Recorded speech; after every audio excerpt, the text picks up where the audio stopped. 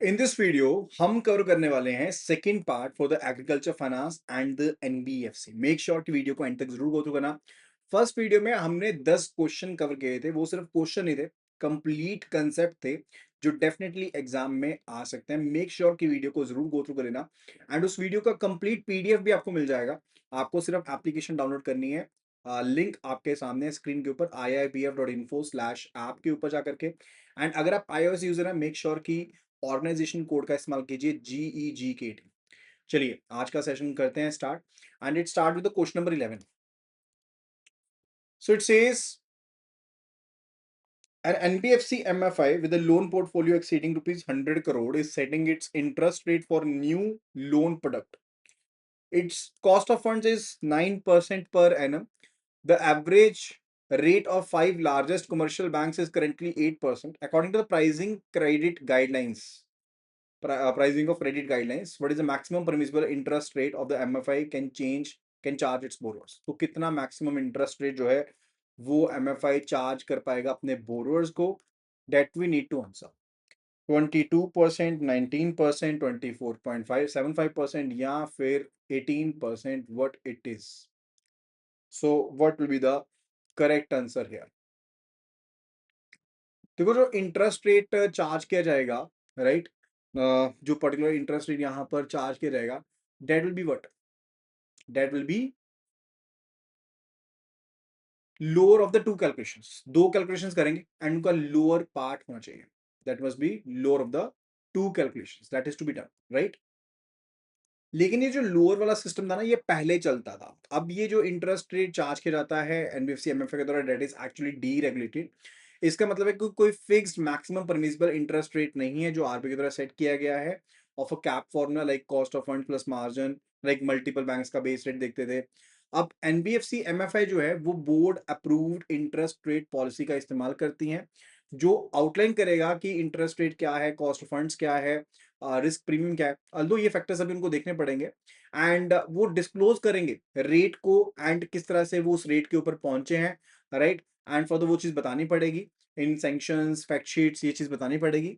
And इस चीज को इंश्योर करना पड़ेगा कि जो इंटरेस्ट रेट चार्ज किए जा रहे हैं वो कुछ ज्यादा ही बढ़ा चढ़ाकर चार्ज नहीं किए जा रहे हैं एंड जो ओवरऑल कॉस्ट पड़ेगी बोरर को वो ट्रांसपेरेंट होनी चाहिए, right. That must be the so in case अगर यहाँ पर भी इस क्वेश्चन के साथ बात करें कि एनबीएफसी एमएफआई जो है कॉस्ट ऑफ फंड्स 9% है, बेस रेट जो बैंक का 8% है, तो कोई रेगुलेटरी कैप नहीं है जो उनको फोर्स करे कि आप 19% से ज्यादा नहीं हो सकते या किसी रेट से ज्यादा नहीं हो सकते। वो फ्री हैं कि वो अपनी पॉलिसी एंड कंपटीशन एंड जो फेयर प्रैक्टिसेस हैं, कॉन्स्ट्रेंट्स हैं, उनके हिसाब से इंटरेस्ट रेट्स को फिक्स करें, right. So we can say option E will be the correct answer now, क्योंकि पहले क्राइटेरिया चलता था कैलकुलेशन का, बट अब रहेगा none of the above. So answer is option E, that is none of the above, right. चलिए अभी चलते हैं नेक्स्ट क्वेश्चन के ऊपर। It says a bank is sanctioning a Kisan credit card limit of rupees 2.5 lakh to a farmer Rishabh Pant who has a tie up arrangement for recovery with a sugar mill. ठीक है, तो उनका एक टाई अप अरेंजमेंट है sugar for recovery purpose के लिए sugar mill के साथ। What is the bank's obligation regarding collateral security for this loan as per the established norms? तो established norms के हिसाब से बैंक का क्या यहाँ पर फॉर्मुलेशन रहेगा, राइट। बैंक की ऑब्लिगेशन क्या रहेगी, that we need to answer, उसके बारे में हमने बताना है। तो आरबीआई की जो गाइडलाइंस है वो बेसिकली क्या कहती हैं यहाँ पर, let's have a look at the same, right. So अगर आरबीआई नॉर्म्स की बात करें केसीसी से रिलेटेड, तो सिक्योरिटी रिक्वायरमेंट क्या रहेगी? कोलेटरल फ्री लोन दिया जा सकता है केसीसी की गाइडलाइंस के हिसाब से अप टू रुपीज 1.6 लाख। ठीक है, 1,60,000 तक का जो लोन है वो आप बिना किसी कोलेटरल के उससे दे सकते हो। सभी फार्मर्स को दे सकते हो, जिनके इवन टाइप अरेंजमेंट है उनको भी दे सकते हो। एंड अगर कोई लोन 1,60,000 से ज्यादा है और 3 लाख रुपए तक का है तो बैंक जो है वो कोलेटरल ले सकते हैं। लेकिन अगर कोई टाई अप अरेंजमेंट रहता है, लेट्स से किसी शुगर मिल के साथ, कॉर्पोरेट के साथ, प्रोसेसर के साथ, राइट, या कॉन्ट्रैक्ट फार्मिंग कंपनी के साथ, तो कोलेटरल की रिक्वायरमेंट नहीं है 3 लाख रुपए तक की। एंड उसके बाद अगर होता है तो नॉर्मल कोलेटरल रिक्वायरमेंट फिर रहेगी। अब इस अगर केस में देखो तो ऋषभ पंत जी हैं वो केसीसी लिमिट चाहते हैं 2.5 लाख रुपए की, एंड उनका एक टाई अप अरेंजमेंट है शुगर मिल के साथ, तो डेफिनेटली बैंक इंसिस्ट नहीं कर सकता कोलेटरल सिक्योरिटी को, बिकॉज ये लोन जो है 3 लाख की सीलिंग लिमिट तक का है, एंड टाई अप लिमिट का प्रोविजन भी है यहाँ पर, right. So answer is the bank is not required to take any collateral security, and Rishabh ji हैं उनको 2.5 लाख तक का जो केसीसी लोन है वो मिल जाएगा, बिकॉज उनका टाई अप अरेंजमेंट भी है, राइट. तो ऑप्शंस देखते हैं. Collateral security is mandatory as a loan amount exceed rupees 1.6 lakh. That's for normal case जहां पर टाइप नहीं है.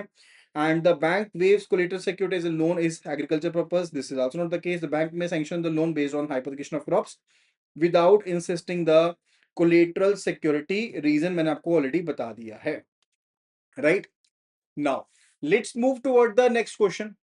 जल्दी से जल्दी चलते हैं नेक्स्ट क्वेश्चन की तरफ. Question number 13. It says according to the RBI regulations, most NBFCs are required to be registered. जो मोस्टली जो NBFCs होती हैं उनको रजिस्ट्रेशन की रिक्वायरमेंट पड़ती है, ये RBI की रेगुलेशंस के अकॉर्डिंग है. लेकिन कुछ एक सर्टेन कैटेगरीज हैं जिनको एग्जेम्प्ट किया गया इस रिक्वायरमेंट से. Which of the following entities would be mandatorily required to register with RBI and would not fall under the exempted category. तो कौन सी है जो एग्जेम्प्टेड कैटेगरी में नहीं आती है? देखो, जहां पर रजिस्ट्रेशन से एग्जेम्पशन है, जिनको रजिस्ट्रेशन की रिक्वायरमेंट नहीं है, सबसे पहले हम उन एग्जेम्प्टेड कैटेगरी के बारे में बात कर लेते हैं कि एग्जेम्पशन किन किन को अवेलेबल है, राइट. जैसे if we talk about the housing finance companies, right, अगर हम HFC की बात करते हैं, so those are regulated by the NHB. वो नेशनल हाउसिंग बोर्ड की तरह पहले रेगुलेट होती थी, लेकिन अब RBI डायरेक्टली उनको रेगुलेट करती है, लेकिन सेपरेट प्रोविजन के अंदर, तो वहां पर रजिस्ट्रेशन रिक्वायर्ड नहीं है. एंड इसी तरह से जो इंश्योरेंस कंपनीज होती हैं, whatsoever the insurance companies are there, उनको भी रजिस्ट्रेशन रिक्वायर्ड नहीं है. जो स्टॉक एक्सचेंजेस हैं, आपके स्टॉक ब्रोकर्स हैं, मर्चेंट बैंकर्स हैं, वेंचर कैपिटल फंड हैं, ठीक है, those are being regulated by the SEBI. So here we are talking about the stock exchange, brokers etcetera, all right, हो जाएंगे. एंड इसके अलावा निधि कंपनीज या जो चिट फंड कंपनीज हैं, उनको भी रजिस्ट्रेशन की रिक्वायरमेंट नहीं है. सो इवन जो निधि कंपनीज हैं या जो चिट फंड कंपनीज हैं, उनको भी as such registration we can say वो रिक्वायर्ड नहीं है. एंड फर्दर इसके अलावा जो कोर इन्वेस्टमेंट कंपनीज हैं, राइट, जो कुछ एक क्राइटेरिया को मीटअप करती हैं, जो सिक्योरिटीज में ट्रेड नहीं कर रही हैं, सो वी कैन से जो कोर इन्वेस्टमेंट कंपनीज हैं, CICs जिनको हम कहते हैं, राइट, जो सिर्फ और सिर्फ लेट्स से जो सिक्योरिटीज में इन्वेस्ट नहीं कर रही हैं, या फिर जो सिर्फ इन्वेस्टमेंट्स को होल्ड किए हुए ग्रुप कंपनीज में, वो सभी इसमें शामिल है, right. So that would be the case जो अलाउड है, जिनमें एग्जेम्पशन अलाउड है. ऑप्शंस को देखते हैं. निधि कंपनी, अब निधि कंपनी के केस में एग्जेम्पशन अलाउड है, राइट. तो हमने बताना था किसमें एग्जेम्पशन नहीं अलाउड है, तो यहाँ पर तो अलाउड है.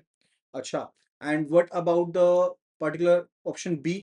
Option B it says micro finance company licensed under section 8 of the companies act, जो कि पब्लिक डिपॉजिट को एक्सेप्ट नहीं करती है. So micro finance companies are also listed exempted category. Micro finance company भी एग्जेम्प्टेड कैटेगरी में exist करती हैं, subject to conditions.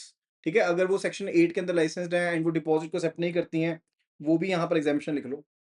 MFI not accepting deposits, ठीक है, जो डिपॉजिट्स को एक्सेप्ट नहीं कर रही हैं एंड सेक्शन 8 कंपनी है, वो भी एग्जेम्प्टेड है. ऑप्शन बी भी एग्जेम्प्टेड है. इसके अलावा option see it says housing finance company primarily engaged in providing loans for purchase and construction of the residential properties. देखो, जितनी भी NBFCs हैं इंक्लूडिंग द HFC, उनको RBI के पास रजिस्टर करना पड़ेगा. पहले HFC जो होती थी वो एग्जेम्पशन थी, क्योंकि वो NHB के तहत होता था, लेकिन अब ये RBI के तहत है. सो सभी को यहाँ पर चाहिए, सिर्फ कुछ एक एग्जेम्पशन कैटेगरीज हैं, right. And for the HFC जो है वो यहाँ पर एग्जेम्प्टेड एंटिटी नहीं है. So option C will be the correct answer, right. And if we talk about the ARC, asset reconstruction company, तो एसेट रिकंस्ट्रक्शन कंपनी जो कि रजिस्टर्ड है RBI के साथ अंडर द सरफेसी एक्ट, वो भी एक अलग कैटेगरी है जो एग्जेम्प्टेड है from the separate registration under the RBI act, right.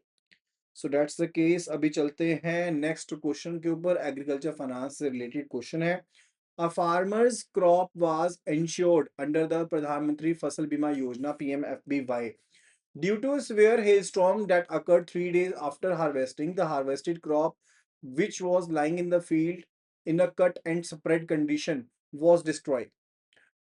Which of the following statements accurately describes a farmer's eligibility for a claim in this situation? तो कौन सी statement यहाँ पर बताती है कि फार्मर जो है उसकी एलिजिबिलिटी बन जाएगी क्लेम को लेकर के? That we need to answer. Option 8 says the claim is not payable as a loss occurred after the crop was harvested.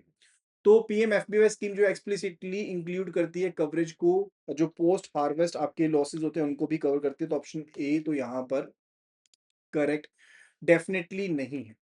सो अगर हम पीएमएफबीवाई की बात कर रहे हैं, पोस्ट हार्वेस्ट लॉस कवर की बात करें, तो कवरेज प्रोवाइड किया जाता है लेट्स से उन क्रॉप्स के लिए भी जहां पर crops are cut and separate condition में है आफ्टर द हार्वेस्ट. जो रिस्क कवर होंगे उसमें साइक्लोनिक रेन्स हो गया, अनसीजनल रेन्स हो गए, हेलस्टॉर्म, ये सब चीजें शामिल है. एंड हार्वेस्टिंग के बाद 14 दिन तक का जो पॉइंट है वो कवर किया जाता है, during which crop is allowed to be dry in the field. Dry करने के लिए अपने क्रॉप को छोड़ा हुआ है, उस टाइम के दौरान अगर कोई चीज होती है तो डेफिनेटली आपको अलाउ किया जाएगा पीएमएफबीवाई के अंदर. एंड कंपनसेशन भी एडमिसिबल रहेगी. अब इस केस में अगर देखें तो जो फार्मर था उसकी क्रॉप इंश्योर्ड थी पीएमएफबीवाई के अंदर, एंड क्रॉप को हार्वेस्ट किया गया था एंड वो basically cut and separate condition में थी. हेलस्टॉर्म अकर हुआ and this was done with in 14 days, 14 दिन के अंदर अंदर हो गया. तो फार्मर डेफिनेटली यहाँ पर एलिजिबल है. So the claim is payable as per the policy covers the post harvest losses due to the hailstorms up to 14 days. So option B is the correct answer. Now next question number 15. It says a financial institution, mutual gainers, operates with the exclusive objective of cultivating thrift and saving habits among its members. Right? तो जो mutual यहाँ पर gainers है, financial institution है जिसका नाम क्या है, म्यूचुअल गेनर्स है. राइट? एंड वो ऑपरेट करती है विद द एक्सक्लूसिव ऑब्जेक्टिव. क्या ऑब्जेक्टिव है उनका? कि उन्होंने थ्रिफ्ट एंड सेविंग्स हैबिट्स को बनाना अपने मेंबर्स में. It only accepts deposits from and provides loan to these registered members. सिर्फ उनसे ही पैसा देती है और रजिस्टर्ड मेंबर्स को ही लोन्स पर पैसा देती है. Based on these characteristics, how would the institution be classified? तो किस तरह से आप इस तरह की इंस्टीट्यूशन को क्लासिफाई करोगे? सो इस तरह की कंपनी को हम क्या कहते हैं? We see to be Nidhi company. तो निधि कंपनी जो है वो एनबीएफसी की एक क्लास है जिसको बेसिकली रिकॉग्नाइज किया जाता है under section 406 of the companies act. And इनको किस तरह से फॉर्म करते हैं? एक्सक्लूसिव ऑब्जेक्टिव होता है कि आपने थ्रिफ्ट एंड सेविंग्स हैबिट्स को बढ़ाना है मेंबर्स के अंदर. यानी कि मेंबर्स इकट्ठा हुए, मेंबर्स ने अपना पैसा डाला और आपस में पैसे उधार पर दे रहे हैं, उसको निधि कंपनी कहते हैं. एंड ये सिर्फ और सिर्फ मेंबर्स के साथ डील करते हैं. डिपॉजिट भी मेंबर्स से एक्सेप्ट करेंगे और लेंडिंग भी सिर्फ मेंबर्स को ही करेंगे. And because they fall with in the definition of the NBFC, right? But इनको आरबीआई के पास रजिस्ट्रेशन करवाने की जरूरत नहीं है. एंड जो भी एनबीएफसी की रेगुलेशंस हैं, ठीक है, क्योंकि ये मिनिस्ट्री ऑफ कॉर्पोरेट अफेयर्स के अंडर आती हैं, राइट, तो वो इनके ऊपर लागू नहीं होती है. एनबीएफसी उनसे इनको एग्जेम्पशन है, यानी कि एनबीएफसी की रेगुलेशंस इनके ऊपर लागू नहीं होंगी बिकॉज ये मिनिस्ट्री ऑफ कॉर्पोरेट अफेयर्स के अंडर आती हैं, आरबीआई के अंडर नहीं आती हैं. So it would be classified as MFI. No, this is not classified as MFI. देखो, एमएफआई के क्लासिफिकेशन का स्पेसिफिक क्राइटेरिया होता है related to qualifying assets, income ceilings होती हैं बोरोअर्स की, लोन पर्पसेस होते हैं, राइट? वो तो चीज यहाँ पे मेंशन्ड ही नहीं है. And option B, if it says related to the Nidhi company, absolutely that's the part, right? जो कि Ministry of Corporate Affairs manage करेगा. And it would be classified in mutual benefit company. अब mutual benefit companies जो होती हैं वो एक exempted category है आरबीआई के रजिस्ट्रेशन से. स्पेसिफिक जो डिस्क्रिप्शन है, member based saving and lending, वो निधि कंपनी की डेफिनेशन है, म्यूचुअल बेनिफिट का डेफिनेशन नहीं है. It is not an NBFC because it does not engage in the acquisition of shares and debentures. देखो, जो एनबीएफसी की डेफिनेशन है that basically includes कि बिजनेस हो, लोन्स एंड एडवांसेस का, राइट? जो कंपनी यहाँ पर कर रही है, एंड कोई ऐसा नहीं है कि उन्होंने एक्टिविटी करनी है like related to acquiring the securities. तो option D is not correct. ठीक है जी, तो option B is the correct answer. Now let's move toward the question number 16th. So bank provides a loan of rupees 1.5 CR. तो एक bank जो है 1.5 करोड़ रुपए का लोन प्रोवाइड कर रहे हैं to the farmers producer company FPC, of which Sachin Tendulkar is a member, which is directly engaged in dairy farming activity, जो कि डेयरी फार्मिंग एक्टिविटी में जुड़े हुए हैं, राइट? ये कंपनी जुड़ी हुई है. And for this loan to be classified under the farm credit subcategory of agriculture finance, what specific condition regarding the FPC must be met? तो कौन सी जो स्पेसिफिक कंडीशन है एफपीसी की, डेट मस्ट बी मेट अगर हमने इसको classify करना है फार्म क्रेडिट के अंदर? देखो, आरबीआई की जो प्रायोरिटी सेक्टर लेंडिंग की नॉर्म्स है ना 2025 के, तो जो फार्म क्रेडिट दिया जाता है फार्मर प्रोड्यूस कंपनी को loans to the farmer producer company of individual farmers, वो बेसिकली एलिजिबल हैं कि उनको फार्म क्रेडिट में शामिल किया जा सकता है अगर कंडीशन मीटअप होती है। कंडीशन क्या है कि एटलीस्ट जो 75% मेंबर्स होंगे ना एफपीएससी के, those must be small and marginal farmers. अगर 75% जो मेंबर्स हैं वो स्मॉल एंड फार्मर मार्जर्स माने जाते हैं, तो डेफिनेटली उनको शामिल किया जा सकता है। जो फार्मर प्रोड्यूसर कंपनीज हैं ऑफ इंडिविजुअल फार्मर्स हैं, उनको फार्म क्रेडिट में शामिल कर सकते हैं। अब इस केस में अगर देखें तो बैंक लोन कितना है, 1.5 करोड़ का है एंड फर्दर इंगेज है किसमें, डेयरी फार्मिंग में। एंड अगर अपने इस लोन को फार्म क्रेडिट में शामिल करना है तो एफपीसी के पास जो 75% मेंबर्स हैं, उससे ज्यादा के मेंबर्स हैं, वो स्मॉल या मार्जिनल फार्मर्स होने चाहिए। Those must be small and marginal farmers over here. अब आरबीआई की अगर प्रायोरिटी सेक्टर लेंडिंग की गाइडलाइंस के बारे में बात करें, राइट, तो फार्म क्रेडिट अगर हम इंडिविजुअल फार्मर से रिलेटेड देखते हैं, सो लोन जो है इंडिविजुअल को या ग्रुप ऑफ फार्मर्स को दिया गया तो शामिल होता है। अगर फार्म क्रेडिट जो है आप कॉर्पोरेट फार्मर्स को या फिर फार्मर प्रोड्यूस कंपनीज को देते हो, जिसमें इंडिविजुअल फार्मर्स हैं, पार्टनरशिप फर्म्स हैं, कोऑपरेटिव फार्मर्स हैं, तो इस तरह के क्राइटेरिया को क्लासिफिकेशन करने के लिए जो स्पेसिफिक कंडीशंस जो एफपीसी को दे रहे हो, that's basically related to what, कि फार्मर्स जो एलिजिबल होंगे एफपीसी एफपीओ के केस में अगर हम खास करके बात करें, तो जो एक्सप्लिसिट रिक्वायरमेंट थी related to 75% of the members must be there, right, कि 75% of जो members हैं आपके, वो आपके स्मॉल या मार्जिनल फार्मर कैटेगरी से होने चाहिए। अब वो गाइडलाइन 2025 के हिसाब से रिमूव कर दी गई है, यानी कि पहले गाइडलाइन होती थी कि फार्म क्रेडिट में तो शामिल किया जाएगा एफपीसी को, एफपीओ को, फार्मर प्रोड्यूस ऑर्गेनाइजेशन को या फिर फार्मर प्रोड्यूस कंपनी को, अगर जो मेंबर्स हैं 75% कम से कम members marginal and small farmer होंगे। अब ये कंडीशन नहीं है, now there is no such condition. अब बैंक ने लोन दिया है कितने का, 1.5 करोड़ रुपीस का एफपीसी को, जो कि डेयरी फार्मिंग में एंगेज है, जो कि अलाइड एक्टिविटी है। एंड अगर इसको फार्म क्रेडिट कॉर्पोरेट फर्म्स के अंदर आपने क्लासिफाई करना है, राइट, तो स्पेसिफिक कंडीशन ये है कि एफपीसी जो है वो डायरेक्टली एग्रीकल्चर या अलाइड एक्टिविटी में लगी हो। तो जो गाइडलाइन थी रिलेटेड टू कि आप उस पर्सन को बेसिकली फार्मर जो है, मेंबर जो है वो स्मॉल फार्मर मार्जिनल फार्मर होंगे, वो कंडीशन अब ड्रॉप कर दी गई है।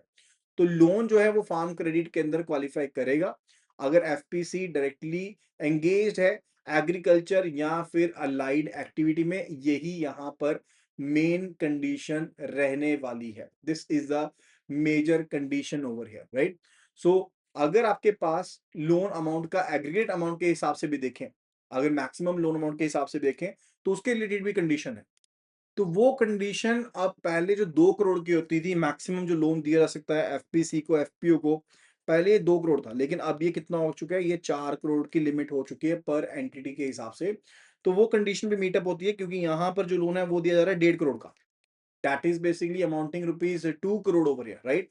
तो आंसर क्या रहेगा, answer would be the FPC must have a minimum individual farmers, ऐसा कुछ नहीं है। The FPC must demonstrate annual turnover, no. The loan amount must not exceed aggregate limit of rupees 4 crore, no, 4 crore की लिमिट है, 2 करोड़ की limit नहीं है पर बोरोअर, पर एंटिटी के हिसाब से। तो option C will be the correct answer, option C will be the correct answer. Now let's move toward the next session, ठीक है। तो नेक्स्ट सेशन यानी कि नेक्स्ट बैच की तरफ जा रहे हैं, उसका क्वेश्चन नंबर 1 स्टार्ट हो गया यहाँ पर। A farmer M S Dhoni has an existing Kisan credit card and is entering his third year of 5-year term. His first year term was calculated, limit was calculated at rupees 3 lakh, assuming the district level committee has not announced any specific revision to the scale of finance. What would be the most appropriate method for the bank to calculate his short term drawable limit for the third year? तो third year के लिए जो limit बनाई जाएगी bank के द्वारा, वो कौन सी कैलकुलेशन के बेस पर बनाई जाएगी, that we need to tell. तो जैसे मैंने आपको बताया था ना कि स्केल ऑफ फाइनेंस के हिसाब से भी calculated, like scale of finance के हिसाब से टोटल प्लस इसमें 10% टेक किया, प्लस इसमें हमने 20% टेक किया, एंड फर्स्ट ईयर की लिमिट हमने बना दी इस केस में 3 लाख रुपए की। ये 3 लाख की लिमिट हमने बना दी है फर्स्ट ईयर के लिए। अब इसके बाद हमने सेकंड टू फिफ्थ ईयर की अगर लिमिट कैलकुलेट करनी है, वैसे कैसे करेंगे, तो हम हर साल 10% का स्टेप अप इंक्रीज देते हैं, राइट। तो फर्स्ट ईयर में अपने लिमिट इंक्रीज बना दी यहाँ पर, यानी कि क्रॉप एरिया को स्केल ऑफ फाइनेंस से मल्टीप्लाई किया। प्लस 10% टुवर्ड आपका पोस्ट हार्वेस्ट हो गया या हाउस होल्ड कंजम्पशन हो गया, एंड 20% हो गया टुवर्ड द फार्म मेंटेनेंस, वो कैलकुलेट कर लिया। अब सेकंड टू फिफ्थ ईयर में कैसे करोगे, फर्स्ट ईयर की जो लिमिट थी उसमें स्टेप अप इंक्रीज देते रहेंगे, राइट। यानी कि फर्स्ट ईयर की लिमिट थी ये वाली, तो सेकंड ईयर की जो लिमिट है वो बन जाएगी first year limit plus 10%, that is equal to 3 lakh plus 30,000, that is equal to 3 lakh and 30,000, ये होगी। एंड थर्ड ईयर की लिमिट क्या बनेगी, that will be second year limit plus 10%, तो सेकंड ईयर की लिमिट थी 3,33,000, उसमें हम 33,000 ऐड कर देंगे, यानी कि 3,63,000 हम कैलकुलेट कर लेंगे, दैट वुड बीट, ठीक है। तो इस तरह से वी आर टू कैलकुलेट, ठीक है। क्योंकि अब जो डिस्ट्रिक्ट लेवल टेक्निकल कमेटी थी उन्होंने तो कोई चेंजेस किए नहीं स्केल ऑफ फाइनेंस में, तो हम कोई चेंजेस नहीं करेंगे, उसके हिसाब से सिंपल कैलकुलेशन कर लेंगे। अब ऑप्शंस देखते हैं। 3 lakh as the limit means the fix, no. 3,60,000, no. And the limit is particularly 3,30,000 calculated by adding 10% increase, तो 10% इंक्रीज को ऐड करते हुए अब आप कितनी लिमिट कर दोगे, राइट, वो बताया। And the limit for the third year will be first year plus 10% of the limit resulting in 3,30,000, so what it would be, it would be 3,63,000, so answer is option E, that is none of the above, none of the above, that is option E, because यहाँ पर हमें पूछा गया third year के लिए, right. तो third year के लिए जो लिमिट बनेगी वो बनेगी 3,63,000 की लिमिट बनेगी। Option will be option E answer होगा यहाँ पर इस केस में। चलिए अभी नेक्स्ट क्वेश्चन पे चलते हैं। A bank manage by Kane Williamson, तो केन विलियमसन जो है वो यहाँ पर एक बैंक को मैनेज कर रहे हैं, is reviewing its aggregate exposure to a group of connected counterparties, right, which include 3 NBFCs that are part of the same corporate group, ठीक है, जो कि same corporate group का part है। According to the prudential norms for bank exposure, what is the maximum percentage of the bank's tier 1 capital that can be allocated to the entire group of connected NBFC, right. तो इसके बारे में हमने बताना है। Question simple सा है, bank जो कि मैनेज किया जा रहा है केन विलियमसन के द्वारा, वो रिव्यू कर रहे हैं एग्रीगेट एक्सपोजर को जो उनका है to a group of connected counterparties, तो group of connected counterparties है उनसे रिलेटेड एक्सपोजर है, जिसमें 3 NBFCs हैं जो कि सेम कॉर्पोरेट ग्रुप का पार्ट है। And according to the prudential norms for bank exposure, what is the maximum percentage of the bank's tier 1 capital that can be allocated to the entire group of the connected NBFCs? So options जो हम यहाँ पर answer देखते हैं, let's say which of the following options will be the correct answer. So it says 20% of the bank's tier 1 capital as a standard limit for a single NBFC applies to the group as a whole. देखो group के लिए वैसे तो 20% limit तो single के लिए है, तो ग्रुप के लिए नहीं है ये। ग्रुप के लिए जो लिमिट है that is 25%। What is that, that is 25%, ठीक है। तो सीलिंग्स एक्ट क्लियरली स्टेट करता है कि एक्सपोजर जो रहेगा to group of connected NBFCs, right, या फिर जो group of connected counterparties हैं, ठीक है, डेट बेसिकली एनबीएफसीज जहां पर हैं वहां पर मैक्सिमम कितना, that is 25% of the bank's tier 1 capital. तो आंसर जो है that is going to be option B, option B will be the correct answer. तो आप ऑप्शन सी कहता है कि 60% of the tier 1 capital calculated as aggregating, no, आप aggregate नहीं करते हो कभी भी कि 20% कर लोगे, 60% कर लोगे। Group of connected counter parties के केस में जो एक्सपोजर है वो 25% है, सिंगल के केस में जो एक्सपोजर है वो 20% का है। Now let's move toward the question number 3। Question number 3 it says a farmer Pat Cummins has his crops insured under the प्रधानमंत्री फसल बीमा योजना। तो एक फार्मर है जिन्होंने अपनी जो क्रॉप्स हैं उनको करवाया है ensure under the Pradhan Mantri Fasal बीमा योजना, पैट क्यूमिंस है। During the season his entire field is destroyed by a pack of wild animals that entered from the adjacent forest reserve and devastated. He particularly he approaches the insurance company to file a claim. What is the likely outcome of his claim? तो likely outcome क्या होने वाली है? देखो PMFBY क्या चीजें cover करती है? सबसे पहली चीज, अगर यील्ड कवर होती है, लेट्स से अगर कोई नॉन प्रिवेंटेबल रिस्क है, लेट्स से ड्रॉट है, फ्लड है, साइक्लोन है, तो पीएमएफबीवाई पहली चीज तो उसको कवर करती है। अगर कोई लोकलाइज्ड कैलेमिटी होती है, लाइक बारिश हो गई बहुत ज्यादा, या फिर लेट्स से लैंडस्लाइड हो गई है, एंड इवन जो पोस्ट हार्वेस्ट लॉसेस होते हैं उसको भी कवर करती है, ठीक है, यानी कि cut and separate condition for 14 days, मैंने आपको पहले बताया, उसको भी कवर करती है। लेकिन अगर वॉर, न्यूक्लियर एक्टिविटी की वजह से, मलिशियस डैमेज की वजह से, या फिर वाइल्ड एंड डोमेस्टिक एनिमल्स की वजह से वो होता है, कुछ चीज होता है, तो उनको वो बिल्कुल भी कवर नहीं करती है। पीएमएफबीवाई उस चीज को कवर नहीं करता। सो इस केस में देखें his crops were destroyed by the wild animals. Now अब ये तो एक्सक्लूजन एंड वो तो शामिल नहीं है ना, तो कौन कौन सी चीजें शामिल नहीं है, which things are not which are basically excluded. तो पहली चीज जो एक्सक्लूडेड है that is what, that is a losses due to war, अगर वॉर की वजह से कोई लॉस होता है, राइट, या लेट्स से कोई न्यूक्लियर रिस्क अगर है कोई, राइट, वो हो जाएगा। एंड फॉर द थेफ्ट है अगर होता कोई, अगर लेट्स से कोई थेफ्ट हो जाता है वो बेसिकली कवर अप हो जाएगा, राइट। या फिर वाइल्ड एनिमल्स जो हमने इस केस में पढ़ा कि वाइल्ड एनिमल्स ने डिस्ट्रॉय कर दिया, तो वो भी कवर नहीं है, ये चीजें सब कवर नहीं है, तो उसको कुछ भी क्लेम नहीं मिलेगा, ठीक है। ऑप्शंस देखते हैं, the claim will be fully paid as a destruction, no. The claim will be partially paid, no. The claim will be rejected because losses due to destruction of wild animals और domestic animals are listed as an exclusion. So option C is the correct answer, option C is the correct answer. Question 4, it says to ensure ethical operations and protect borrowers from coercive practices, the RBI mandates that NBFC MFIs must adhere to Fair Practice Code. कि NBFC MFI को Fair Practice Code से adhere करना चाहिए. What is the primary mechanism specified in the guidelines for monitoring the compliances of an NBFC MI with the code and the broader code of conduct for the microfinance sector? तो definitely एक बहुत ही better question है यहाँ पर कि so as to ensure कि ethical operations हो and borrowers को प्रोटेक्ट भी करना है कोई फालतू की प्रैक्टिस से बचाने के लिए, तो आरबीआई मैंडेट करता है कि एनबीएफसी एमएफआई जो है वो एफपीसी को फॉलो करेंगे। तो प्राइमरी मैकेनिज्म क्या स्पेसिफाई किया गया है गाइडलाइंस के लिए ताकि मॉनिटर कर पाए कि कंप्लायंस हो रहा है एनबीएफसी एमएफआई में इस कोड के साथ and broader code of conduct के साथ माइक्रो फाइनेंस सेक्टर से रिलेटेड या नहीं। देखो आरबीआई का अगर हम बात करें फ्रेमवर्क की बात करें तो जितनी भी एनबीएफसी एमएफआई होती हैं उनको ब्रॉड जो आपका board approved fair practice codes होता है ना, नॉट ब्रॉड, बोर्ड अप्रूव्ड जो फेयर प्रैक्टिस कोड होता है उसके साथ कंप्लाई करना पड़ता है, उसको अडॉप्ट करना पड़ता है। एंड आरबीआई सिर्फ पेपर कंप्लायंस की तरफ नहीं जाता, आरबीआई कहता है कि एक मॉनिटरिंग मैकेनिज्म होगा एंड जो प्राइमरी मैकेनिज्म है ना वो बेसिकली इंडिपेंडेंट होगा, यानी कि customer grievance redressal and monitoring system बनाना पड़ेगा जो की रोल है किसका, बोर्ड ऑफ डायरेक्टर्स का, राइट।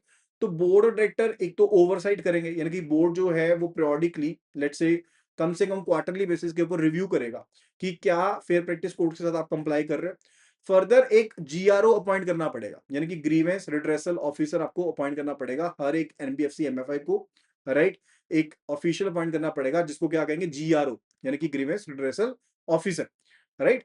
उनका कॉन्टैक्ट नंबर आप पब्लिसाइज करोगे एंड फर्दर इंपावर करोगे कि कंप्लेंट्स को ट्रैक भी करना उन्होंने रिजॉल्व भी करना है एंड जो कंप्लायंस है एंड जो कस्टमर प्रोटेक्शन एस्पेक्ट्स हैं उनको अपनी रिपोर्ट्स में शामिल करना पड़ेगा, और रिपोर्ट किसको भेजनी पड़ेगी, ऑडिट कमेटी को एंड बोर्ड को भेजनी पड़ेगी। फर्दर सेल्फ रेगुलेटरी चेक भी होंगे, यानी कि बहुत से एनबीएफसी एमएफआई जो हैं वो मेंबर्स है किसके, एसआरओ के, जैसे कि एमएफआईएन है, साधन है, ठीक है। तो दीज आर बेसिकली एसआरओज, राइट। तो बहुत सी एनबीएफसी एमएफआई जो है मेंबर है किसके, एसआरओ के। तो आरबीआई एक्सपेक्ट करता है कि आप कोड ऑफ कंडक्ट के साथ अडेयर करोगे एंड इंडिपेंडेंटली भी मॉनिटरिंग आप करोगे, right, that's about. So NBFC MFI must submit a quarterly compliance certificate directly to the Reserve Bank of India's department. देखो रिपोर्टिंग आरबीआई की अलग पार्ट है कि आप ओवरऑल रेगुलेटरी फ्रेमवर्क से रिलेटेड रिपोर्टिंग कर रहे हो, लेकिन वो एक प्राइमरी फैक्टर नहीं है, right. NBFC MFI is required to become a member of at least one RBI recognized SRO and comply with its code of conduct. Absolutely correct. This is the major guideline कि NBFC MFI के लिए ये चीज mandatory है, explicitly ये कहा गया guidelines में कि मॉनिटरिंग कंप्लायंसेस तो करने पड़ेंगे एंड जितने भी एनबीएफसी एमएफआई हैं उनको कम से कम एक सेल्फ रेगुलेटरी ऑर्गेनाइजेशन का मेंबर बनना पड़ेगा जो कि आरबीआई के द्वारा रिकॉग्नाइज्ड है एंड कोड ऑफ कंडक्ट जो प्रिस्क्राइब किए गए हैं उस एसआरओ के द्वारा वो अप्लाई होंगे उस एनबीएफसी के ऊपर, that's it, right. So answer is option be here, answer is option be here. Now, let's move toward the question number 5th. So it says a commercial bank is exploring. A commercial bank is exploring different methods to disburse funds to its Kisan credit card holders to enhance convenience and accessibility. Right? तो एक commercial bank explore कर रहा है अलग अलग method से कि किस तरह से जो हमारे किसान कार्ड क्रेडिट कार्ड होल्डर्स हैं उनको कन्वीनियंस के साथ एंड असेसिबिलिटी के साथ आप पैसे डिसबर्स कर पाओ। According to the RBI guidelines on delivery channels for the KCC scheme, which of the following is not a recognized method for the KCC operations? Withdrawal of funds through ATM and debit cards linked to the KCC account. तो क्या KCC link debit card allow किया गया? Yes. Withdrawal through ATM या फिर debit card जो है वो valid एक डिलीवरी चैनल है, तो ऑप्शन ए तो करेक्ट है. And if we look at the option B, if we look at the option B, it says direct cash disbursement in person at the branch of a cooperative society. देखो, operation bank की खुद की branch के through एक valid channel है, लेकिन guidelines कभी भी ये स्पेसिफाई नहीं करती है कि डिसबर्समेंट आपको एक कोऑपरेटिव सोसाइटी ब्रांच के रूप में दी जाएगी. ठीक है, रिकॉग्नाइज्ड डिलीवरी चैनल जो है केसीसी के लिए वो इशू नहीं किया गया, कुछ नहीं रिकॉग्नाइज्ड है, राइट. तो बेसिकली आप टेक्नोलॉजी का ज्यादा उसको क्या करना चाहते हो, लेवरेज करना चाहते हो एंड कॉरेस्पॉन्डिंग नेटवर्क का इस्तेमाल करते हो. So this is not the desired channel. So this will be the correct answer, right. Mobile based transfer allowed है? Yes, mobile based transfers are allowed. Operations through point of sale allowed है? Yes, that is also allowed, right. तो वो valid channel है. So option B will be the correct answer. Now question number 6. A borrower mister AB de Villiers जो है has an existing loan from the NBFC MFI A. He now approaches NBFC MFI B for an additional loan. During the due diligence process, what is a critical regulatory check that NBFC MFI B must perform regarding the multiple lending to ensure compliance before sanctioning the new loan? यानी कि एक person ने एक loan लिया हुआ है NBFC से पहले, एमएफआई से पहले, अब दूसरा लोन लेने चला गया दूसरी एमएफआई के पास. अब जो एनबीएफसी एमएफआई बी है, सेकंड वाली है, वो क्या क्या चीजें करेंगे?